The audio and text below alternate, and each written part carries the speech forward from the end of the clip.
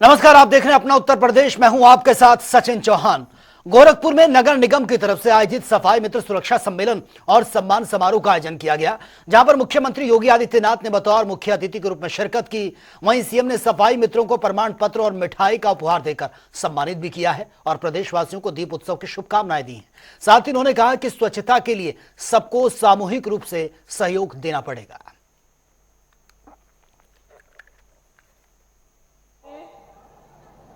हर्षोल्लास का हमारा पावन पर्व है। हम खुशी मनाते हैं, दीपोत्सव मनाते हैं। दीपोत्सव का आनंद तभी है जब स्वच्छता रहेगी। स्वच्छता के लिए सबको प्रयास करना पड़ेगा, सामूहिक रूप से प्रयास करना पड़ेगा। हर व्यक्ति को संकल्प लेना पड़ेगा कि स्वच्छता के इस कार्यक्रम का हम हिस्सा बनेंगे। इस राष्ट्रीय कार्यक्रम में मेरी भी अब सहभागिता होगी, पूरा सहयोग करूंगा। मेरे स्तर पर किसी सार्वजनिक स्थान पर कोई गंदगी नहीं फैलाई जाएगी। यह गंदगी चाहे भौतिक रूप से हो, चाहे वह किसी अन्य प्रकार से हो, वह किसी भी रूप में समाज के बीच में वातावरण जिससे खराब हो, इस प्रकार का माहौल किसी को बनाने नहीं देना है। और इस कार्यक्रम के साथ आज हम सब जुड़ रहे हैं। मुझे प्रसन्नता है कि कुछ वर्ष पहले तक हम गोरखपुर महानगर के अंदर बरसात के समय एक बरसात पड़ जाती थी, पूरा गोरखपुर महानगर जल प्लावित हो जाता था। अब गोरखपुर में एक दिन मैं देख रहा था, पूरे रात भर बारिश पड़ी, सुबह जब हम लोग निकले तो कहीं भी जल जमाव नहीं था। ये दिखाता है विकास हुआ है।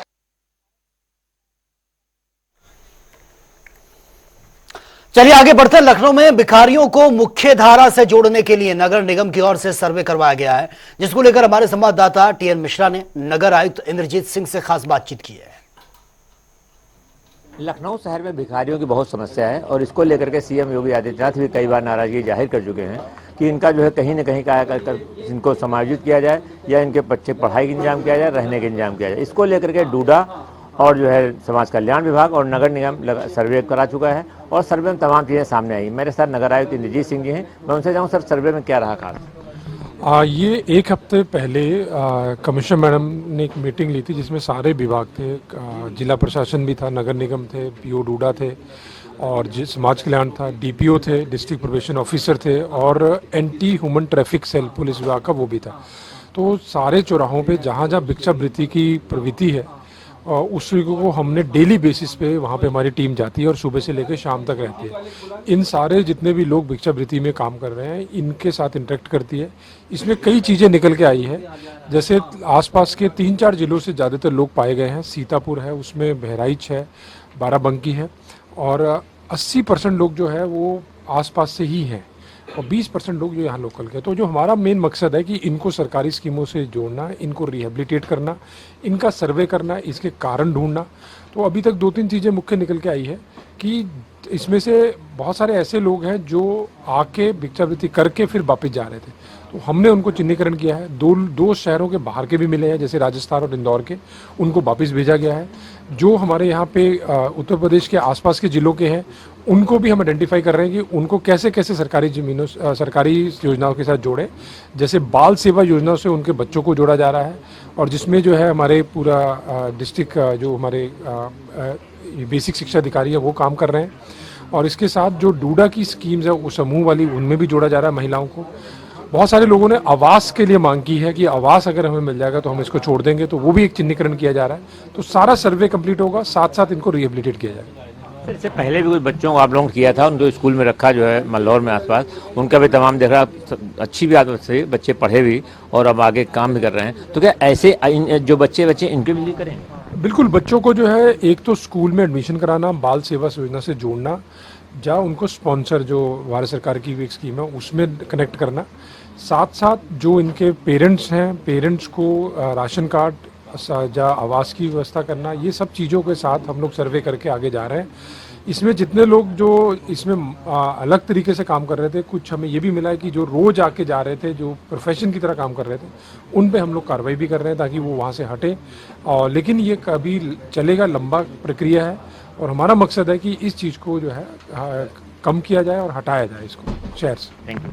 तो थे नगर आयुक्त रणजीत सिंह जी का सीधे से कहना है कि सड़कों पर जो भिक्षावृत्ति का धंधा है उसको जो रोकने के लिए काम किया जाएगा, लेकिन ये लंबा काम है, इसके लिए अभियान चलाया जा रहा है और जब इस सर्वे किया गया है इसके बाद लोग जागरूक किया जाए, जो जो विभाग हैं वो अपना जिम्मेदारी निभाएंगे और कोशिश की जाए ज़्यादा से ज़्यादा लोग जो है आत्मनिर्भर बने और जो है भिक्षावृत्ति का धंधा छोड़ सकें। कैमरा पर्सन रियाज के साथ TN मिश्रा, जनता TV, लखनऊ। और झांसी में 9 महीने बाद शनिवार को नगर निगम की बैठक हुई है। पार्षदों ने जमकर इसमें हंगामा किया, तो वहीं पार्षदों ने अधिकारियों पर भ्रष्टाचार के गंभीर आरोप भी लगा दिए हैं। आपको बता दें कि पार्षदों ने बैठक में अपने क्षेत्र की जनहित से जुड़ी समस्याओं को पुरजोर तरीके से उठाया और नगर निगम के अधिकारियों पर साक्ष्य सहित भ्रष्टाचार के गंभीर आरोप भी लगाए हैं। और इसी बीच हंगामे के दौरान महापौर बिहारी लाल आर्य जबरदस्त तरीके से भड़के और भ्रष्ट अधिकारियों के खिलाफ मुख्यमंत्री योगी आदित्यनाथ को पत्र लिखने की बात तक कह दी है। बैठक के दौरान कई सार्थक प्रस्ताव पारित किए गए हैं और विभिन्न वार्डों में जनहित से जुड़े मसलों पर भी गंभीर चर्चा हुई है। और देखिए, दिवाली का त्यौहार जहां पूरे देश में हर्षोल्लास के साथ मनाया जाता है, तो वहीं संगम नगरी प्रयागराज में भी दिवाली से पहले बाजारों में रौनक देखने को मिल रही है। दीपावली को लेकर दुकानें पूरी तरह से सज चुकी हैं और इसी को लेकर जनता टीवी ने ग्राउंड जीरो पर दुकानदारों से बातचीत भी की है। यह रिपोर्ट एक बार देख लेते हैं। दीपावली को लेकर जहां बाजारें सज गई हैं और अब आगे धनतेरस है, मगर उससे पहले लोग खरीदारी करने निकल रहे हैं। इस समय हम सिविल लाइन क्षेत्र में है और सिविल लाइन के सुभाष चौराहे के पास ये दुकानें लगी हैं जहां पर लोग दीपावली को लेकर खरीदारी कर रहे हैं और साथ ही लोग काफी उत्साहित हैं दीपावली को लेकर। यहाँ भगवान के पोस्टर्स और सजावट के सामान बाजारों में बिक रहे हैं और लोग काफी उत्साहित होकर यहाँ खरीदारी कर रहे हैं। फिलहाल है यहाँ पर आप देख सकते हैं, यहाँ पर पूरे सजावट के सामान है और यहाँ पर दिए हैं और सारी चीजें यहाँ पर बेची जा रही है। आपको मगर एक खास चीज हम दिखाना चाहेंगे, ये जो दिए हैं इस बार बाजार में वो ज्यादातर चाइनीज दिख रहे हैं। इसके पीछे क्या कारण, हम फिलहाल बात करने की भी कोशिश करेंगे। ये बताइए, जो आप लोग दिए बेच रहे हैं, चाइनीज बेच रहे हैं, क्या वजह है? भैया क्या वजह, हमको जहाँ से मिलेगा वही बेचेंगे। तो यानी देसी नहीं मिल पा रहे हैं? नहीं दिए हैं, वो नहीं मिल पा रहा है, तो इसीलिए आप मार्केट में इसकी डिमांड ज्यादा है, इसलिए इसी को बेचा जा रहा है। देखिए, इन्होंने जो बताया कि मार्केट में इसकी डिमांड ज्यादा है क्योंकि जो चाइनीज दिए हैं सस्ते पड़ते हैं और आकर्षित होते हैं, मगर जो देसी होते हैं यहाँ के बनाए हुए कुम्हारों के, उसकी दाम ज्यादा होती है और कुम्हारों को जो मिट्टी नहीं मिल पा रही है उनका कहना है, जिसके कारण ये दिए नहीं बन पा रहे हैं और बाजार में चाइनीज दिए दिख रहे हैं। फिलहाल जिस तरह से प्रधानमंत्री स्वदेशी अपनाने के लिए बात कर रहे हैं, मगर हाल बाजार में रौनक सी दिख रही है, लोग खरीदारी कर रहे हैं। अब हम चलेंगे पुराने शहर में और वहां भी लोगों से बात करेंगे किस तरह की तैयारी है। इस समय हम पुराने शहर में पहुंचे हैं और पुराने शहर के चौक बाजार में भी लोगों की भीड़ है। हम आपको दिखा रहे हैं कि यहाँ पर पैर रखने की जगह नहीं है और लोग खरीदारी करने लगे हैं और चाहे वो बच्चों के लिए खिलौने हो या फिर कपड़े, हर कोई खरीदारी कर रहा है। और ऐसे में बाजार में पुराने शहर में भी रौनक है और पुलिस ने भी खास व्यवस्थाएं की हैं। ऐसे में ई रिक्शे को बैरिकेड करके रोक दिया गया है अंदर आने के लिए। ये बताइए किस तरह की व्यवस्थाएं हैं, आप चौक व्यापार मंडल के अध्यक्ष हैं, किस तरह से दीपावली पे लोग खरीदारी कर रहे हैं, क्या खास है? देखिए, भीड़ भाड़ तो आप देख रहे हैं जिस तरीके की बढ़ चुकी है और हफ्ता 10 दिन बचा हुआ है दिवाली को और चौराहे चौराहे बैरिकेडिंग करा दी गई है ताकि ई रिक्शा ना आ सके, लोगों को सुविधा रहे चलने के लिए। टू व्हीलर आ रही है, जा रही है और जैसे कि आप जानते हैं चौक बहुत कंजेस्टेड एरिया है और भीड़ भाड़ बहुत ज्यादा है। तो लोग खरीदारी इस बार कर रहे हैं? हाँ, खरीदारी तो लोग कर रहे हैं, त्योहार है तो लोग मनाएंगे ही, कम है ज्यादा है, बाकी अब आगे देखिए क्या रिस्पॉन्स रहता है। देखिए, धनतेरस से पहले और दीपावली से पहले बाजारों में लोग निकल रहे हैं और खरीदारी कर रहे हैं और क्या हाल है आगे सर्राफा व्यापार का, उसको भी हम चल के देखते हैं। इस समय हम पहुंच चुके हैं सर्राफा बाजार में और बता दें, अगर सर्राफा व्यापार की बात करी जाए तो सोना जहां 81,000 है और 98,000 किलो में चांदी है, मगर सर्राफा व्यापार में अभी सन्नाटा दिख रहा है। मगर दीपावली देखते हो बाजार में जिस तरह से भीड़ है, हम बात करेंगे। हमारे साथ सर्राफा एसोसिएशन के उपाध्यक्ष हैं वरिष्ठ लाली जी। ये बताइए, जो सोने चांदी का दाम है इस बार क्या उम्मीदें हैं? जिस तरह से लगातार सोने चांदी का दाम बढ़ रहा है और दीपावली का करीब है और सोने चांदी को काफी शुभ माना जाता है खरीदना, तो किस तरह से देख रहे हैं इस बार? ये एक दीपावली ऐसा त्योहार है, अभी तक कुछ सालों तक तो हिंदू ही लेते थे, लेकिन अब हम देख रहे हैं 3-4 सालों से कि हर बिरादरी, हर कौम, यहाँ तक कि इवन की मुस्लिम भी बहुत धूमधाम से मना रहे हैं। और धनतेरस एक ऐसा त्यौहार है जिसपे कि सभी को, परिवारों को ये एक खुशी की दौड़ होती है कि हम बर्तन खरीदें, सोना खरीदें या इलेक्ट्रिक गुड्स खरीदें। लेकिन इस समय हालात को देखते हुए, जैसा कि सोने और चांदी में तेजी आई है, जो कि हम लोग को अनुमान भी नहीं था कि आज सोना 81,000 पहुंच जाएगा और चांदी 98,000 पहुंच जाएगी। इसको देखते हुए लग रहा है कि आने वाले टाइम पे दीपावली वाले दिन या धनतेरस वाले दिन भाव अगर ऊंचा हो गया तो शायद मार्केट में वो रौनक नहीं रहेगी जो हर साल की रहती है। बाकी बाजार में रौनक है, पब्लिक आती है, देखती है, लेकिन भाव सुन के वो वापस चली जा रही है। तो परमात्मा से ही निवेदन है कि भैया किसी भी तरीके हमारी सरकार या कोई भी चाहे इसको रेट को थोड़ा सा कंट्रोल करें, बाजार में रौनक आए और हम सब व्यापारियों के चेहरों पे खुशी नजर आए। इसी के साथ हम आपसे धन्यवाद कहेंगे। देखिए, ये बड़ी बात बोली है कि सरकार हो या परमात्मा हो, कहीं ना कहीं से ऐसा कुछ हो जिससे कि दाम कम हो और दीपावली पर लोग खरीदारी करें और रौनक हो। फिलहाल अब देखना होगा कि दीपावली पे किस तरह से सर्राफा व्यापार में, जिस तरह से बाजार में रौनक है और सर्राफा व्यापार में रहती है या नहीं रहती, आने वाला वक्त बताएगा। जनता टीवी के लिए सैयद मोहम्मद आमिर, प्रयागराज। और मोरक्को में हुए आईटीएफ कांग्रेस में चुने गए एग्जीक्यूटिव मेंबर्स के लखनऊ आगमन पर यूनियन कार्यकर्ताओं ने चारबाग स्टेशन पर भव्य स्वागत किया, जिसके चलते All India Railway Men's Federation के जीएस शिव गोपाल मिश्रा ने बयान देते हुए कहा है कि यूनिफाइड पेंशन स्कीम से विदेशों में भारत का काफी मान सम्मान बढ़ा है। साथ ही उन्होंने अपील करते हुए कहा कि अपने भविष्य के लिए नॉर्दर्न रेलवे मेंस यूनियन को चुनने का प्रयास भी करें और इस पूरे मामले पर जनता टीवी ने उनसे खास बातचीत भी की है। All India Railway Men's Federation लगातार जो है डे बाय डे इसकी प्रगति होती जा रही है और अभी आईटीएफ के सम्मेलन जो मोरक्को में हुआ, जो कांग्रेस हुई, उसमें बड़े पैमाने पर आईटीएफ के लोग चुने गए। खुद जो है शिव गोपाल मिश्रा जो है उसकी मेन बॉडी जो है उसमें गवर्निंग काउंसिल में आ गए, उसके मेंबर बने और ये माना जा रहा है कि भारत का भी इससे जो है बहुत मान बढ़ा है। और मैं उनसे जानना चाहूँगा कि और सर क्या क्या हुआ वहाँ पे। ये जो 46वीं कांग्रेस थी हमारे इंटरनेशनल ट्रांसपोर्ट वर्कर्स फेडरेशन की मोरक्को में मराकेश में, इसमें जो सबसे बड़ी अच्छाई सामने निकल करके आई है, सोशल सिक्योरिटी पर सारे देश एकमत थे ट्रांसपोर्ट वर्कर्स के कि सोशल सिक्योरिटी जो है वो उसको किसी न किसी तरीके से व्यवस्थापित कराया जाए। और वो लोग इस बात से बहुत खुश हुए कि हमने अपने संघर्ष करके और एक तरीके से ओपीएस का जो है प्रारूप जो है पाने का काम किया। तो इस बात का काफ़ी प्रभाव उन लोगों के अंदर हुआ। दूसरा जो ऑक्यूपेशनल हेल्थ और सेफ्टी है उस पर काफ़ी लोगों का मत था कि इसमें चूँकि पैसा जो है मालिक लोग, चूँकि दुनिया में 170 देश ऐसे हैं जहाँ की रेलवे प्राइवेटाइज्ड है और तमाम जो हमारे ट्रांसपोर्ट सेक्टर है, चाहे वो पोर्ट हों, चाहे वो हमारे सी फेयरर्स हों, चाहे वो एविएशन का काम हो, वो सब जगह जो है वो प्राइवेटाइजेशन ही नज़र आ रहा था। तो ये एक बात ये जो सामने आई निकल करके कि प्राइवेटाइजेशन में जो सबसे बड़ी जो एक तरीके से हत्या होती है वो होती है वो प्रॉफिट के लालच में सेफ्टी की। सेफ्टी के लिए कोई भी मालिक परवाह नहीं करता है और उसका जो खामियाजा है वो हमारे कर्मचारियों को भी भोगना पड़ता है ट्रांसपोर्ट सेक्टर से, और इसका खामियाजा जो है वो हमारा जो भोगता है उसको भी भोगना पड़ता है।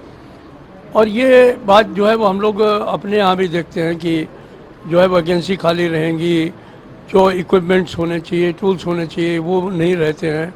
तो ये कुछ चीज़ें ऐसी हैं जो वर्ल्ड ओवर एक ही जैसी हम लोगों को दिखाई पड़ी। तो ये एक वो था जहाँ चुनाव के अलावा जो हर सेक्टर का 7 सेक्टर हैं, सबका अलग अलग सम्मेलन हुआ। उसमें युवाओं का सम्मेलन जो है वो बहुत ही शानदार था और हमें खुशी है कि प्रीति उसमें जो है वो ग्लोबल चेयर चुनी गई। पूरे 170 देशों में हमारा प्रतिनिधित्व हो गया।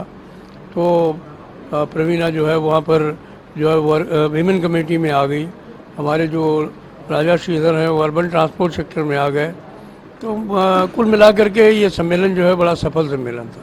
जब अब यूनियन का चुनाव होने जा रहा है, इस चुनाव में आप क्या कहना चाहेंगे? यूनियन के चुनाव में यही कहना चाहेंगे कि नॉर्दर्न रेलवे मेंस यूनियन एक ऐसी या ऑल इंडिया रेलवे फेडरेशन के जो भी संगठन हैं, उन्होंने हमेशा अपने रेल कर्मचारियों के हितों में अपने को हमेशा समर्पित किया है। और ऑल इंडिया रेलवे फेडरेशन ने भी अपने 100 साल मनाए हैं और वो संघर्ष के 100 साल मनाए हैं। तो हम लोगों को यही अपील करना चाहेंगे कि वो पूरी ताकत से हमारे जो संगठन हैं उनको जिताएं, नॉर्दर्न रेलवे मेंस यूनियन को, यानी रेलवे मजदूर यूनियन को विजयी बनवाएं। और जब हम लोग विजयी होकर के आएंगे तो आने वाले समय में सबसे पहले पे कमीशन के लिए लड़ेंगे, एलडीसी ओपन के लिए लड़ेंगे, उनकी आवासीय व्यवस्था के लिए लड़ेंगे, उनके जो काम के घंटे हैं उनके लिए लड़ेंगे, उनकी वर्किंग कंडीशंस के लिए लड़ेंगे, उनकी प्रोन्नतियों के अवसर के लिए लड़ेंगे। तो अभी जो हम लोगों की इतनी उपलब्धियां हैं जिनको गिनाने लगेंगे तो बहुत टाइम लगेगा, उनको तो लोग जानते ही हैं, लेकिन जो उनको नहीं मिला है वो दिलाने का काम आने वाले समय में लोग करेंगे। इसलिए यही एक अपील है कि इन संगठनों को बहुत भारी मत लेकर के विजयी बनाने का काम करना है। Thank you. तो ये थे AIRF के महामंत्री शिव गोपाल मिश्रा, जिनका सीधा सा कहना है कि जब यूनियन और बेहतर तरीके इस बार और ज़्यादा मतों जीतेगी और जो गुप्त मतदान होगा उसमें वो विजयी होंगे, तो जो कर्मचारियों के मुद्दे हैं, जो बचे मुद्दे हैं, उनको और बेहतर तरह लागू कराया जाएगा। UPS जो है तो मिल ही चुकी है, लोगों को जो उम्मीद नहीं थी उसका भी काम हुआ है। तो अब जो है खाली जगहें भरी जाएंगी और लोगों को जो है जो सुविधाएं मांगी जा रही हैं उनका जो है लागू कराने का काम किया जाएगा। कहना पसंद रियाद के साथ TN मिश्रा, जनता TV, लखनऊ। भगवान श्री राम की नगरी अयोध्या में इस बार 8वां दीप उत्सव मनाया जाएगा और जैसे कि आप जानते हैं कि रामलला अपने भव्य मंदिर में विराजमान हो गए हैं और ऐसे में इस साल रामनगरी में दीप उत्सव काफी खास होने वाला है। ये रिपोर्ट आप देखिए।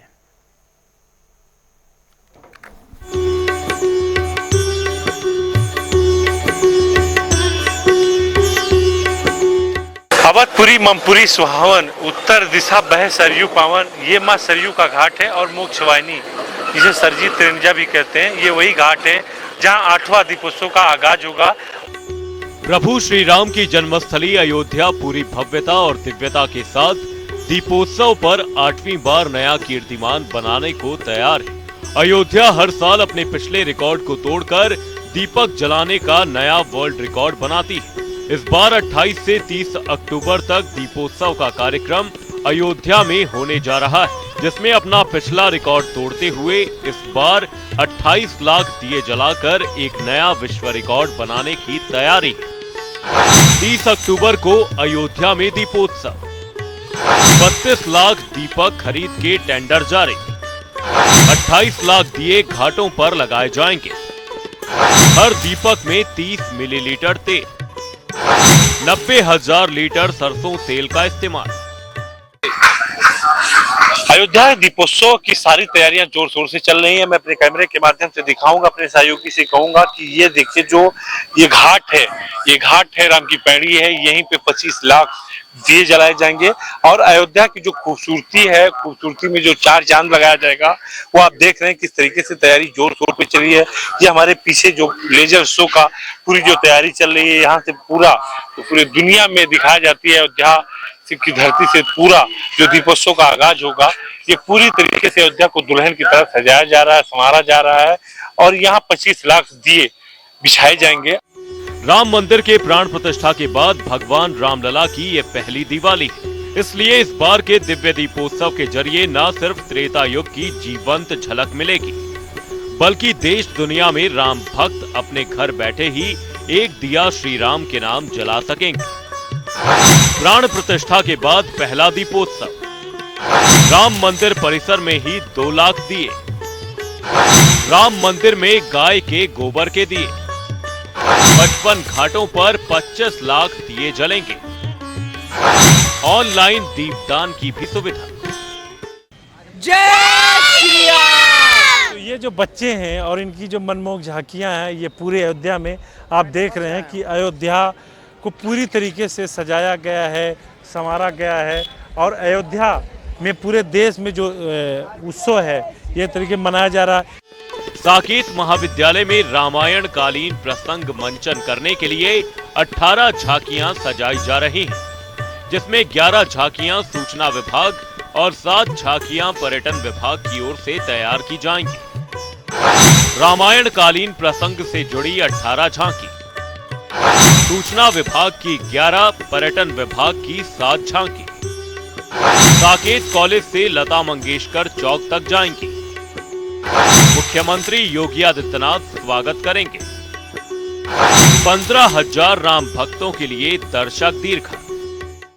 और मैं दिखाऊंगा, अपने सहयोगी से कहूँगा कि ये जो तैयारी हो रही है, ये घाटों पे ये जो सारी बातें हो रही हैं, जो काम चल रहा है, आप देख रहे हैं कि किस तरीके से यहाँ पे जो तैयारियाँ हो रही हैं। और ये जो मंच लगाया गया है, इसी पे सीएम योगी और उत्तर प्रदेश की राज्यपाल आनंदीबेन पटेल होंगी, जो पूरे घाटों को दुल्हन की तरह सजाया जाएगा और पूरी जो व्यवस्था की जा रही है और जो 1100 बाती की जो अब की 8वें दीपोत्सव में ऐड किया गया है, वो 1100 जो आरती होगी, उसके तमाम जो आरती होगी वो किस तरह से होगी, काशी के मेहमान होंगे और जो आरती कराएंगे। यहाँ पे जो नित्य आरती होती है, जो आरती हर बार चाहे सीएम हो पीएम हो कराएंगे, उनके जो पुजारी जी हैं उनसे जानेंगे क्या आरती जो 1100 होगी वो किस तरीके से होगी। सीएम योगी आप हर साल कराते हैं? जी जी जी, मेरा अहोभाग्य है कि मैं ऐसे यशस्वी मुख्यमंत्री का आरती कराता हूँ और वो हमारे पास आते हैं, मैं धन्य धन्य हो जाता हूँ। पहला तो यही है।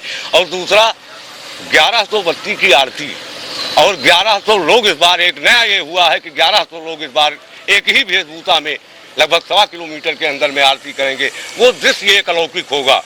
और उसके बाद इस बार दीप की संख्या जो बढ़ाई गई है, करीब 25 लाख दीप जलेंगे। उसकी क्या कहना है, वो किस तरीके से जगमग जगमग पूरी अयोध्या हमारी करेगी। और जन्मभूमि मम पुलिस सुहावन, उत्तर दिश सरजू बापावन, ये मज्जह विनय प्रयासा मम समीप नर पावहीं बासा। यहाँ पर योगी जी और मोदी जी ने जो विकास का कार्य, जो विकास का गंगा यहाँ पे बहाया है, इसकी तो हम लोग कभी कल्पना भी नहीं करते थे। मेरा जन्म अयोध्या में हुआ, मेरे बाप दादा का जन्म अयोध्या में हुआ। हम लोग कभी कल्पना भी नहीं किए थे कि राम मंदिर का भी कभी निर्माण होगा। अच्छा, ये पहला दीपोत्सव है, 8वां दीपोत्सव है जो प्राण प्रतिष्ठा के बाद में। तो ये जो आरती होगी, जो 1100 बाती की आरती ऐड की गई है, इसमें क्या क्या खास होगा और कितने लोग शामिल होंगे, कितने लोग पुरोहित होंगे, कहाँ कहाँ के लोग शामिल होंगे? देखिए, इसमें काशी के लोग आ रहे हैं, अयोध्या के बहुत से माननीय विद्वान संत महंत वो भी सम्मिलित होंगे और विशिष्ट मेहमान जो हमारे योगी जी के साथ आएंगे वो तो रहेंगे ही। इसलिए उनकी संख्या के बारे में मुझे कोई विशेष भी पता जानकारी नहीं है। तैयारियां हैं? तैयारियां तो पूर्ण है। अच्छा, हाँ, किसी भी प्रकार की अगर यहाँ की 11,000 की भी करानी पड़े तो यहाँ की तैयारी वो पूरी की जाएगी। हाँ, तो ये थे पुरोहित जी और जो यहाँ नित्य आरती कराते हैं सरजू की वो थे। और आप सुन रहे थे कि कितने जो खास और कितने भव्य जो आरती होगी घाटों पे पूरी, आप देख रहे हैं। भव्य दिव्य दीपोत्सव का काउंटडाउन भी शुरू हो गया है। अब बस इंतजार है 30 अक्टूबर को होने वाले मुख्य आयोजन का। डॉक्टर राम मनोहर लोहिया अवध विश्वविद्यालय की तरफ से दीपोत्सव को ऐतिहासिक बनाने की पूरी तैयारी कर ली गई। आरएमएल अवध यूनिवर्सिटी को जिम्मेदारी, 30,000 वॉलंटियर्स को लगाया जाएगा। कार्यक्रम के लिए 22 कमेटी, 14 यूनिवर्सिटी, 37 इंटर कॉलेज के टीचर, 40 एनजीओ के मेंबर भी होंगे शामिल। राम की पैड़ी पर 80% मार्किंग का काम पूरा। 25 लाख दिए जला करके 8वां जो दीपोत्सव होगा, सीएम योगी और राज्यपाल आनंदीबेन पटेल दीपोत्सव का आगाज होगा। और सारी व्यवस्था आप देख रहे हैं, मंच तैयार हो गया, बैठने की व्यवस्था, तमाम जो वीवीआईपी मेहमान होंगे और खासकर जो लेजर शो होगा और तमाम जो मेहमान होंगे वो यहाँ बैठने से उठने के लिए सारी व्यवस्था की जा रही है। और तमाम ये देख रहे हैं, मैं अपने सहयोगी से दिखाऊंगा कि यहाँ पे जो काम हो रहा है वो जोर शोर से हो रहा है और तमाम तरीके से जो यहाँ पे नृत्य होगा, कला के छटा बिखेरी जाएगी। चाहे श्रीलंका की रामलीला हो, तमाम इंडोनेशिया की रामलीला हो, तो तमाम देशों से यहाँ लोग अपना जलवा बिखेरने अयोध्या आते हैं। अपने कला के ओर से तमाम लोग अयोध्या दीपोत्सव को देखने आते हैं, क्योंकि अयोध्या का जो दीपोत्सव है आज उत्सव की तरह पूरा देश मनाता है। रामनगरी में दीपोत्सव के मौके पर पर्यटन एवं संस्कृति विभाग ने 2 विश्व रिकॉर्ड बनाने की तैयारी शुरू कर दी। पहला रिकॉर्ड 1100 लोग एक साथ आरती करके बनाएंगे। वहीं 25 लाख दीप जलाकर दूसरा गिनीज वर्ल्ड रिकॉर्ड बनाया जाएगा।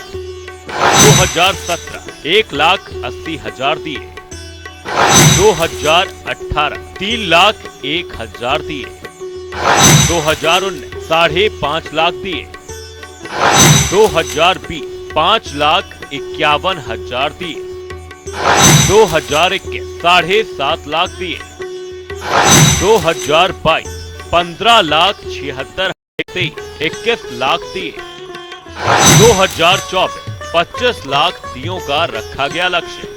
यहाँ पे जो काम हो रहा है वो जोर शोर से हो रहा है और तमाम तरीके से जो यहाँ पे नृत्य होगा, कला के छटा बिखेरी जाएगी, चाहे श्रीलंका की रामलीला हो, तमाम इंडोनेशिया की रामलीला हो, तो तमाम देशों से यहाँ लोग अपना जलवा बिखेरने अयोध्या आते हैं। अपने कला के ओर से तमाम लोग अयोध्या दीपोत्सव को देखने आते हैं, क्योंकि अयोध्या का जो दीपोत्सव है आज उत्सव की तरह पूरा देश मनाता है। वीडियो पर्सन करण के साथ BS लाठी, जनता TV, अयोध्या।